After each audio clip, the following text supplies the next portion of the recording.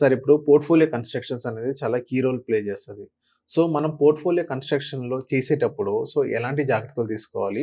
ఏ age group వాళ్ళు ఎలాంటి risk తీసుకోవాలంటారు? పోర్ట్‌ఫోలియో అనేది మెయిన్ కాన్స్టిట్యూయెంట్ అండి. Main ingredient. పోర్ట్‌ఫోలియో ద్వారానే మన రైట్ పోర్ట్‌ఫోలియో ఉంటే మనం మన యొక్క గోల్స్, ఫైనాన్షియల్ ఆబ్జెక్టివ్స్ అన్ని అచీవ్ చేయొచ్చు. ఓకే. ఒక పర్సన్‌కి మినిమమ్ అట్‌లీస్ట్ 3 ఫైనాన్షియల్ గోల్స్ ఉంటాయండి. మెయిన్ వచ్చేసి చిల్డ్రన్ ఎడ్యుకేషన్.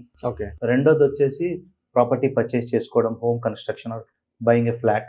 మూడోదొచ్చేసి రిటైర్మెంట్. ఇవన్నీ 3 నాన్ కాంప్రమైజ్డ్ గోల్స్. ఈ గోల్స్‌లో ఏంటంటే ఒక right portfolio, right mix of asset classes ఉన్నాయనుకోండి. అందు ద్వారా మనం we can achieve our complete financial freedom. Okay. పోర్ట్‌ఫోలియోలో మనకు ఈక్విటీస్‌లో ఇన్వెస్ట్ చేయాలండి. ఈక్విటీస్ అంటే మనం కంపెనీస్ యొక్క స్టాక్స్ పర్చేస్ చేస్తాము. అది మెయిన్ కాన్స్టిట్యూయెంట్ అండి.